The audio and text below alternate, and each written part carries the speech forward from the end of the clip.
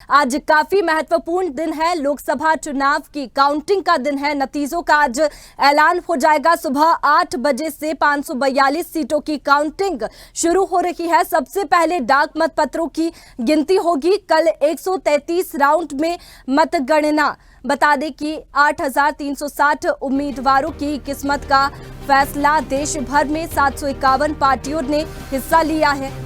मतगणना को लेकर के सुरक्षा चाक चौबंद रखी गई है। सुरक्षा के तमाम जो इंतजाम है वो किए गए हैं। यूपी की 80 लोकसभा सीटों पर आज नतीजे आएंगे। मध्य प्रदेश की 29, छत्तीसगढ़ में 11 सीटों पर आज नतीजे आएंगे। तो आज काफी महत्वपूर्ण दिन है क्योंकि जो लोकसभा चुनाव 7 चरणों में हुए थे उनके आज नतीजे आने वाले हैं। काउंटिंग का दिन है। दिन भर आज काउंटिंग चलेगी और उसके बाद में तस्वीर साफ हो जाएगी कि सरकार किसकी बन रही है। सबसे पहले डाक मतपत्रों की गिनती होगी और सुबह 8 बजे से ये काउंटिंग की प्रक्रिया जो है वो शुरू हो रही है। सबसे पहले डाक मतपत्रों की गिनती होगी। परिणाम आज लोकसभा चुनावों के आ जाएंगे। सुबह 8 बजे से वोटों की गिनती शुरू हो जाएगी और सबसे पहले डाक मतपत्रों की गिनती होगी। कुल 133 राउंड में मतगणना होगी। सबसे पहले डाक मतपत्रों की गिनती होगी। तमाम जो तैयारी है वो निर्वाचन आयोग की ओर से की गई है। मतगणना स्थल पर जहां पर मतगणना हो रही है 3 लेयर की सुरक्षा रखी गई है ताकि किसी भी प्रकार की कोई अप्रिय घटना ना हो, इसी के साथ में कोई विरोध ना हो, कोई भी शरारती तत्व वहां पर तक ना पहुंचे। इसी के लिए सुरक्षा के तमाम इंतजाम किए गए हैं। 3 लेयर की सुरक्षा रखी गई है।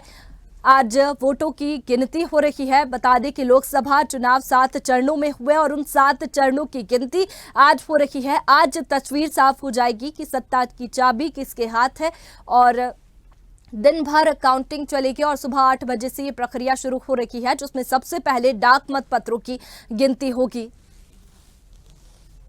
सुरक्षा के तमाम इंतजाम है निर्वाचन आयोग की ओर से मतगणना स्थल पर। और इसी पर ज्यादा जानकारी के साथ जयदास हमारे साथ में रायपुर से लाइव जुड़ चुके हैं। जयदास, किस तरीके की तैयारियां फिलहाल मतगणना स्थल पर है चुनाव आयोग की ओर से? अभी छत्तीसगढ़ में जो है तमाम तैयारियां मतगणना के हिसाब से कर ली गई है। निर्वाचन आयोग ने जो है कल प्रेस कॉन्फ्रेंस लेकर संपूर्ण जानकारी प्रदान की है। आपको बता दूं कि छत्तीसगढ़ के 11 लोकसभा सीटों के लिए आज मतगणना होने हैं। मतगणना स्थल पर जो है सुरक्षा व्यवस्था के मजबूत इंतजाम किए गए हैं। आपको बता दूं कि 3 लेयर में जो है सुरक्षा व्यवस्था यहाँ मौजूद है। पहले लेयर में जो है जिला बल के जो छत्तीसगढ़ जिला बल के जो पुलिस के कर्मचारी वे तैनात रहेंगे। उसके बाद जो है 2 सुरक्षा लेयर जो है केंद्रीय सुरक्षा बलों के हाथों में है। वही आपको बता दूं कि कल निर्वाचन आयोग के मुख्य पदाधिकारी ने जानकारी दी कि जो मतगणना स्थल है वहां पर 100 मीटर के दायरे पर नो गाड़ी जोन जो है घोषित किया गया है। आप 100 मीटर पहले ही गाड़ी कहीं पार्किंग कर जो है वहां पर से पैदल अंदर जा सकता है। इसके अलावा अगर बात करें तो मतगणना स्थल पर जितने भी कर्मचारी हैं उनको तीनों सुरक्षा जो लेयर है वहां से बिना जांच के अंदर घुसने नहीं दिया जाएगा। इसके अलावा अगर वहां बात की जाए तो इलेक्ट्रॉनिक सामान, चाहे वह स्मार्ट वॉच हो, मोबाइल हो, इन तरीके के जो इलेक्ट्रॉनिक सामान है उनको वे अंदर नहीं ले जा सकते। वही मतगणना स्थल पर जो है 8 बजे से वोटिंग स्टार्ट हो जाए, माफी चाहूंगा, मतगणना जो है स्टार्ट हो जाएगी। इसके अलावा जो है पोस्टल बैलेट 8 से 8:30 बजे तक की गिनती होगी। वही 8:30 बजे से जो है ईवीएम को खोला जाएगा। उसके बाद जो है कंटिन्यू जो है मतगणना चलेगी। इसके साथ ही निर्वाचन आयोग के अधिकारियों ने जानकारी दी है कि वहां पर जो है किसी भी तरीके की विवाद की स्थिति उत्पन्न न हो, इसके लिए जो है वीडियोग्राफी है वो कराई जाएगी निर्वाचन आयोग के तहत, ताकि निर्वाचन आयोग पर किसी तरीके के आरोप न लग सके। जी बिल्कुल, तमाम जो तैयारी है वो पूरी है निर्वाचन आयोग की ओर से मतगणना स्थल पर और सुरक्षा के भी पुख्ता इंतजाम किए गए हैं। आप बने रहिए हमारे साथ में, आगे और जानकारी आपसे लेंगे। राहुल हमारे साथ में जुड़ गए हैं मुंबई से। राहुल, क्या तैयारियां मुंबई में फिलहाल मतगणना स्थल पर निर्वाचन आयोग की ओर से गर्मी को देखते हुए क्या व्यवस्थाएं की गई है और 8 बजे से डाक मतपत्रों की जो गिनती है वो शुरू हो रही है? जी वैसे बता दूं, यहाँ 6 लोकसभा सीटें आती हैं मुंबई में और 6 लोकसभा सीट के लिए जो मतगणना जो केंद्र बनाए गए हैं वो 3 बनाए गए हैं। एक यहाँ पे गोरेगांव नेस्को में बनाया गया है, एक विक्रोली में बनाया गया, एक शिवगरी में बनाया गया। और तीनों जगह जो व्यवस्था की गई, सुरक्षा की चकाचौंध की गई, पूरी व्यवस्था ऐसी की गई है परिंदा भी पर नहीं मार सकता। 500 सुरक्षा कर्मी वहां पे मौजूद है हर केंद्र पे। और जहां तक इलेक्ट्रिक गैजेट की बात है, किसी को ले जाने की अनुमति नहीं दी गई है। और यहाँ तक कि कॉपी और सादा कागज भी ले जाने के लिए, जो हमारे सहयोगी बता रहे थे जिस तरह से, कि कुछ भी ले जाने के लिए 3 लेयर बनाए गए। उस सुरक्षा कर्मी भी जो है वो पूरी सुरक्षा उनकी जांच की जा रही है। जो भी कर्मचारी अंदर जा रहे हैं उन 3 लेयरों से सुरक्षा व्यवस्था से होते हुए जा रहे हैं। कागज पेन तक के अलाउ नहीं की गई है। और जिस तरह से स्ट्रांग रूम, हमें अभी जिस तरह से जानकारी मिल रही थी, स्ट्रांग रूम खोल दिए गए हैं जहाँ पे ईवीएम रखे जाते हैं, वहां ताले खुलने शुरू हो गए। और ताले खुलने के साथ ही जो भी कैंडिडेट है उनके भी भाग्य खुलना शुरू हो गया है। और 8 बजे से उनका भाग्य शुरू होगा। अब देखते हैं किसके पक्ष में जाता है रिजल्ट, और देखा जाएगा आगे क्या जो रुझान आएंगे। हम अपने स्वदेश से अपने जितने भी विवश है उनको बताते रहेंगे कि जैसे 8 बजे से शुरुआत होगी मतगणना की, कि पहले बैलेट पेपर खोले जाएंगे। बता दो वैष्णवी। बिल्कुल, पहले डाक मत पत्रों की गिनती होगी और उसके बाद में जो ईवीएम है वो खोली जाएगी। तमाम जो तैयारियां हैं वो निर्वाचन आयोग की ओर से इसको लेकर के की गई है। आप बने रहिए हमारे साथ में, आगे और जानकारी आपसे लेंगे। बिहार से धर्मेंद्र हमारे साथ में जुड़ गए हैं। धर्मेंद्र, क्या तैयारी बिहार में मतगणना स्थल पर की गई है निर्वाचन आयोग की ओर से? इसके साथ ही क्या विधानसभा वार जो गिनती है वोटों की वो हो रही है? बिहार में 40 सीटों का आज मतगणना होना है। और जहां भी मतगणना है बिहार में 40 सीट पर 40 संसदीय क्षेत्र में मतगणना हॉल है। हर जगह 4 लेयर की सुरक्षा व्यवस्था कराई गई है। जहां तक कि आगे में जनता को रोका गया है, ट्रैफिक सुविधा के लिए, अन्य सिस्टम को सुधारने के लिए अन्य व्यवस्था कराई गई है ताकि किसी प्रकार की परेशानी नहीं हो सके। रह गई बात मतगणना हॉल में विधानसभा वार का रूम बनाया गया है। उसमें पीठासीन पदाधिकारी सहित अधिकारी सारे दोनों पार्टी यहाँ का जो भी एजेंट हैं वो वहाँ मौजूद रहेंगे। उनकी व्यवस्था सारी की गई है ताकि कोई भी आरोप प्रत्यारोप नहीं लग सके। यहाँ तक कि वीडियोग्राफी कराई जा रही है। वहाँ भी निर्वाचन आयोग के एक ऑब्जर्वर, अलग जिलाधिकारी, एसपी, डीआईजी, तमाम पुलिस पदाधिकारी मौजूद मतगणना हॉल में अपने मौजूद रहें। तमाम परिस्थितियों के देखने बाद ऐसा लगता है कि हाँ, सही में चुनाव की जो मतगणना का जो सिस्टम होना चाहिए, जो पारदर्शिता होनी चाहिए, वो दिख रही है। सबसे बड़ी बात है कि बिहार में 40 सीट का अब भी 457 कुल प्रत्याशी है जिसका आज भाग्य का फैसला होना है। सबसे बड़ी बात यह है कि कुल 497 प्रत्याशी मैदान में है। ये सबसे बड़ी बात है। 19 की बात मैं करूं तो 19 की बात में 626 प्रत्याशी था, लेकिन लगता है कि 626 और 497 में कहीं न कहीं लोगों की प्रत्याशी में राजनीतिक ओर आना थोड़ा सा झुकाव कम हुआ है। यही कारण है कि इस बार 497 पर पूरे 40 संसदीय क्षेत्र उम्मीदवार प्रत्याशी खड़े हैं, जबकि 19 में 626 था। सबसे बड़ी बात ये भी है कि जो वीआईपी सीट है, सबसे बड़ी बात है वीआईपी सीट की भी दांव लगी हुई है। पटना सिटी से अब रविशंकर जी पूर्व मंत्री हैं, वहां से स्पीकर मीरा कुमार का पुत्र भाग का फैसला कर रहा है, आजमाइश कर रहा है। बिहार से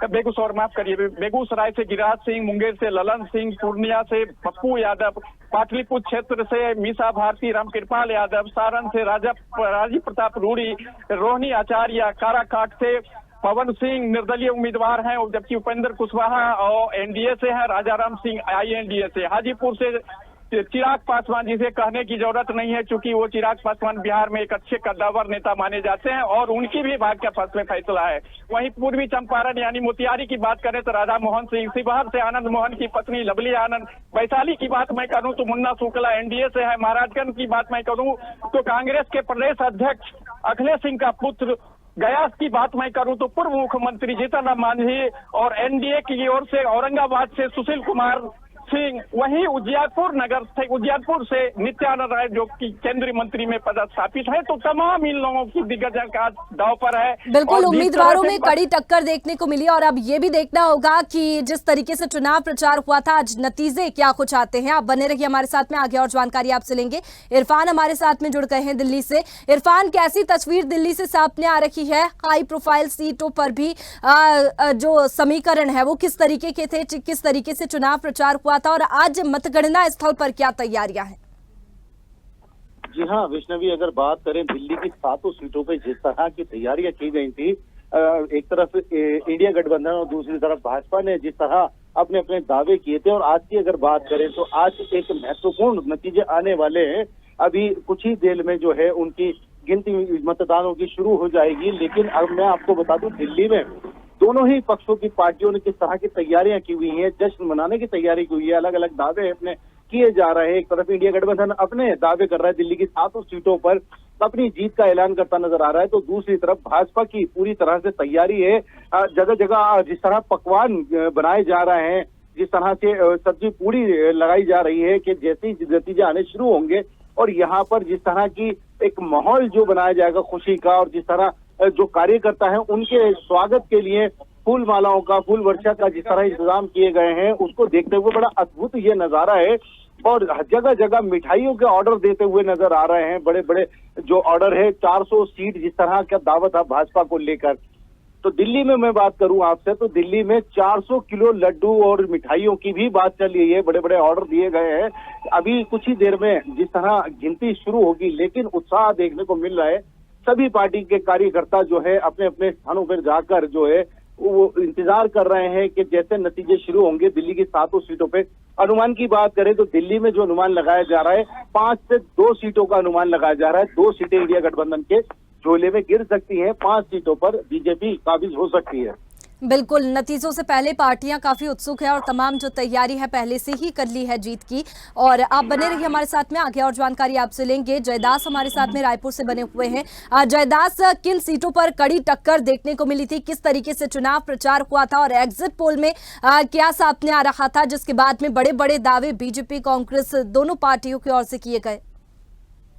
जी निश्चित ही देखिए, छत्तीसगढ़ में अगर बात करें सीटों की तो राजनांदगांव जो है सबसे ज्यादा हाई प्रोफाइल सीट माना जा रहा है, क्योंकि वहां से छत्तीसगढ़ के पूर्व सीएम भूपेश बघेल जो है चुनावी मैदान में है। इसके अलावा जो है मौजूदा सांसद बीजेपी के संतोष पांडे से उनका मुकाबला हो रहा है। इसके अलावा अगर बात करें तो पूर्व कैबिनेट मंत्री जो जांजगीर चांपा लोकसभा सीट से लड़ रहे हैं वो शिव डहरिया है कांग्रेस के, उनका जो है हाई प्रोफाइल सीट माना जा रहा है। इसके अलावा अगर कोरबा की बात करें तो कोरबा में जो है मौजूदा जो छत्तीसगढ़ में नेता प्रतिपक्ष चरणदास महंत, उनकी धर्मपत्नी जो है वहां से चुनाव लड़ रही है और मौजूदा सांसद है। इसके अलावा अगर बीजेपी की बात करें तो बीजेपी की दिग्गज नेत्री जो है, माफी चाहूंगा, राजनेता जो है वे वहां पर मैदान में उतरी हुई है। सरोज पांडे जो काफी अनुभवी नेता भी है बीजेपी में। इसके अलावा अगर बात करें हाई प्रोफाइल सीट की तो महासमुंद, कांकेर, बस्तर, इसके अलावा अगर बात करें बिलासपुर की, तो ये जो तमाम सीटें वो काफी हाई प्रोफाइल मानी जा रही है, क्योंकि यहाँ पर जो है दिग्गज लोग बीजेपी और कांग्रेस के मैदान पे उतरे हुए हैं। वही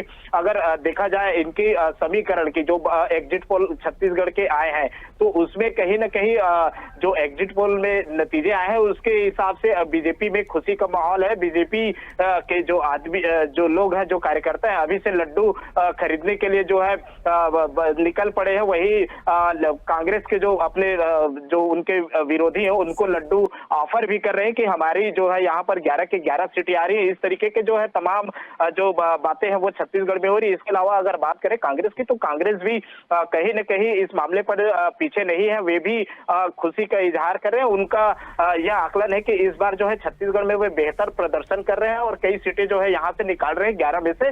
इसके अलावा अगर वही देखा जाए तो यहाँ राजनीतिक समीकरण की वह अब 8 बजे के बाद जो है स्पष्ट रूप से निकलती सामने आएगी, और जैसे ही जैसे बैलेट पेपर उसके बाद जो है ईवीएम खुलेंगे, स्पष्ट रूप से दिखाई देने लगेगा कि छत्तीसगढ़ में बीजेपी और कांग्रेस कितनी सीटें लेकर जा रही है। जी बिल्कुल, कड़ी टक्कर यहाँ पर देखने को मिली थी और बड़े बड़े दावे भी यहाँ पर दिए गए थे। और राहुल हमारे साथ में मुंबई से बने हुए हैं।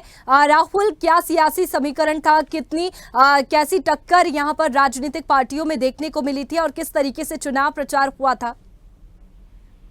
देखिए, वैसे यहाँ शुरू से ये कंफ्यूजन था कि खिचड़ी पक रही थी। कोई किसी को सिंबल नहीं मालूम था, किसी को कैंडिडेट नहीं मालूम था। कि जिस तरह से पार्टियों का डिवाइडेशन हुआ था, जिस तरह से 2 फाड़ हुए थे, शिवसेना को ले लीजिए चाहे एनसीपी को ले लीजिए, 2 फाड़ होने के बाद वोट जो मतदाता है वो थोड़े कंफ्यूज हो गए थे कि वो घड़ी पे वोट दें कि अजय की क्या नाम है शरद पवार पे वोट दें। आज भी कंफ्यूजन था कि कुछ लोगों ने बताया घड़ी पे वोट दिए लेकिन बोल रहे कि शरद पवार को जिताएंगे। तो इस तरह से सिंबलों का जो खेल था ना, क्योंकि 5 लाख 10 लाख एक लोकसभा में वोटर होते हैं, उन तक एक संग पहुंचाना कि हम इस सिंबल पर लड़ रहे हैं, तो बहुत बड़ी बात है। तो उससे में बहुत बड़ी खिचड़ी पक गई और कंफ्यूजन हो, उसका बेनिफिट किसको मिलता है वो देखा जाएगा। और दोनों तरफ ऐसा हुआ है, ऐसा नहीं कि एक तरफ ही हुआ। एनडीए गठबंधन में और एनडीए गठबंधन दोनों में ऐसा हुआ है, जो सिंबल के खेल के चक्कर में वोटर कंफ्यूज है। और दूसरी बात, पहली बार ऐसा हुआ जो महाराष्ट्र एक ऐसा रहा जहाँ एग्जिट पोल भी और एक्सपीरियंस पोल भी कंफ्यूज में है।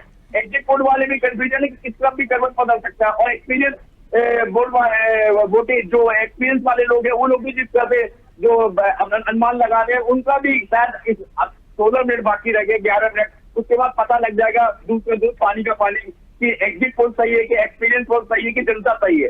तो इसको देखते हुए कहीं न कहीं वैसे ये लग रहा है केवल महाराष्ट्र ही ऐसा राज्य था भारत में जहाँ पे एग्जिट पोल भी शायद सटीक नहीं बैठ पाएगा, शायद एक्सपीरियंस भी लोग सटीक नहीं पाएंगे जिस तरह से। तो वोटर ही कंफ्यूज थे, वोटरों को ये मालूम था कि वोट किधर डालना है। जिसमें 4-5 पार्टियां हुई, उनके सिंबल चेंज हुए, 10 लाख लोगों तक सिंबल पहुंचाना बहुत मुश्किल का काम है केवल 1 महीने और 15 दिन की तैयारी में। तो ये कंफ्यूजन लेके कहीं ना कहीं किसको बेनिफिट मिलता है ये 10 मिनट बाद पता लग जाएगा। और रही वीवीआईपी सीट की, तो यहाँ पे पीयूष गोयल लड़ रहे हैं मुंबई से, और उज्ज्वल निगम लड़ रहे हैं, एकनाथ शिंदे के लड़के लड़ रहे श्रीकांत शिंदे। तो ये वीवीआईपी सीटें, और नवीन राणा जो बहुत सोशल मीडिया में फेमस रहती है, और बारामती से अगर देवरानी लड़ रही है और नंद लड़ रही है, सुप्रिया सुले और सुमित्रा लड़ रही है अजित पवार की बात। तो इन सब सीटों पर पूरी नजर रहेगी, और बॉलीवुड पूरी तरह से आज काम सब कुछ शूटिंग छोड़ के ये ध्यान रखा, 8 बजे टीवी सेट पे बैठ गए हैं सब लोग की रुझान आएगा, उस हिसाब से वहाँ पे माहौल खड़ा किया जाएगा। बिल्कुल कड़ी टक्कर यहाँ पर राजनीतिक पार्टियों में देखने को मिली है, और इसमें सबसे बड़ा एक मुद्दा रहा था मुंबई और महाराष्ट्र की बात करें तो आरक्षण। अब देखना होगा कि आज क्या कुछ नतीजे आते हैं। धर्मेंद्र हमारे साथ में बिहार से बने हुए हैं। धर्मेंद्र, जिस तरीके से आज नतीजे आने वाले हैं, क्या राजनीतिक पार्टियां भी बिहार में भी पहले से ही उत्सुक है और पूरी तैयारी कर चुकी है लड्डू बांटने की, जिस तरीके से मध्य प्रदेश की स्थिति है? बिल्कुल सही। जिस तरह से चुनाव प्रचार अभियान किया है इंडिया और एनडीए गठबंधन, दोनों पार्टियां अपनी अपनी जीत की दावे सुनिश्चित कर ली है। यही कारण है कि दोनों के कार्यकर्ता काफी उत्सुक हैं। यहाँ तक कि दुकानों में मिठाई और लड्डू की ऑर्डर दे दी गई है, ताकि अगर विजयी हम हो जाए, मेरी पार्टी हो जाए, तो हम एक दूसरे के लड्डू खिलाकर अपना जश्न मनाए। जबकि पार्टी लेवल से साफ निर्देश है कि आज के दिन अगर किन्हीं पार्टी की जीत होती है तो वो आज जश्न नहीं मनाएंगे, सिर्फ कल की बात ही कुछ होगी। आज कोई भी कार्य ऐसा ना करेंगे ताकि किसी तरह का परिस्थिति उत्पन्न हो सके। ये पार्टी विशेष करके इंडिया गठबंधन के नेताओं का, सिर्फ स्तर के नेताओं को साफ अपने कार्यकर्ताओं को निर्देश दिया है कि अगर जीत सुनिश्चित होती है तो पर भी आप अपने धैर्य और संयम से काम करिएगा, और जूस और जुलूस वगैरह कोई तरह का वैसी परिस्थिति उत्पन्न न कर दीजिएगा जिससे कि किसी प्रकार की परेशानी हो सके। रह गई आप एनडीए की बात, तो एनडीए साफ स्पष्ट रूप से दिख रहा है, क्योंकि एक सीट छोड़कर 39 टोटल 40 सीट है, तो 39 सीट थी, तो लगभग सभी सीटों पर एनडीए अपना भाग का आजमाइश कर रहा है। जबकि एनडीए की इंडिया गठबंधन की भी ओर से सारी ताकतें लगा दी गई थी कि अगर मेरी जीत सुनिश्चित नहीं बल्कि सुनिश्चित होगी। यहाँ तक कि जिस तरह से आरोप प्रत्यारोप चला नेताओं के बीच, यहाँ तक कि भाषा में गिरावट आई, सारी बात हदें पार कर गई। स्थानीय मतदाताओं का कहना था कि इस तरह का नहीं होना चाहिए, कोई भी पार्टी होना चाहिए, जीत हार होती है, अगर जीत अगर होती है तो वो कभी हार में तब्दील होती है, कभी हार होती है तो जीत में तब्दील होती है। हार जीत बहुत बड़ी चीज नहीं है, वो एक दूसरे का सेतु के तरह काम करता है, क्योंकि हार से ही जीत का फैसला होता है और जीत से भी हार की फैसला होती है। तो तमाम इन बातों को लोग, यहाँ के मतदाताओं को कहना कि इतनी बड़े ओछी भाषा और मर्यादित भाषा नहीं होनी चाहिए, लेकिन दोनों पार्टियां ने जिस तरह से निजी हमला किया, ये सबसे बड़ी बात यहाँ के मतदाताओं के लिए थोड़ी सी चिंता बनी हुई थी कि इस तरह की भाषा नहीं होनी चाहिए, क्योंकि कब कहाँ कौन पलट जाए तो ये कहना मुश्किल है। क्योंकि आज सबसे बड़ी बात है कि अगर पलटी मार होती है तो सबसे ज्यादा निचले स्तर के ग्राउंड कार्यकर्ताओं को परेशानी होती है, क्योंकि जो वो ग्राउंड कार्यकर्ता जो है एक दूसरे को के लिए अपनी जी जान लगा देते हैं कि मैं अपनी पार्टियां को जिताऊं, और उस परिस्थिति में अगर वो पार्टी फिर आप एक मुख्यालय में यानी पटना में एक होते हैं। बिल्कुल, तो फिर जश्न की तैयारियां अपने अपने स्तर पर राजनीतिक पार्टियों ने की है। अब देखना होगा कि आज नतीजे किसके पक्ष में जाते हैं और जश्न होता है। शुक्रिया आप सभी सहयोगियों का तमाम जानकारी के लिए। तो आज काफी महत्वपूर्ण दिन है क्योंकि जो 7 चरणों में लोकसभा के चुनाव हुए थे, वोटिंग हुई थी, उसके आज नतीजे आने वाले हैं और सबकी नजरें चुनाव के नतीजों पर टिकी हुई है कि क्या कुछ नतीजे होते हैं और किसके पक्ष में ये नतीजे होंगे। आप कहीं मत जाइएगा, बने रहिएगा स्वदेश न्यूज पर, सबसे पहले देश।